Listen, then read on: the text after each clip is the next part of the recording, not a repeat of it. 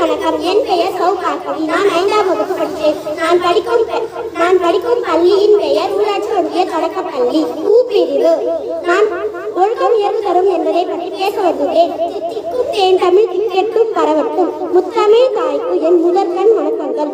ஒழுக்கம் உயர்வு தரும். எனவே மனிதன் எதை இழந்தாலும் ஒழுக்கத்தை இழத்தல் கூடாது. ஒழுக்கமுடையோர் மேன்மையடைவர், ஒழுக்கமில்லாதர் இழிவையடைவர்.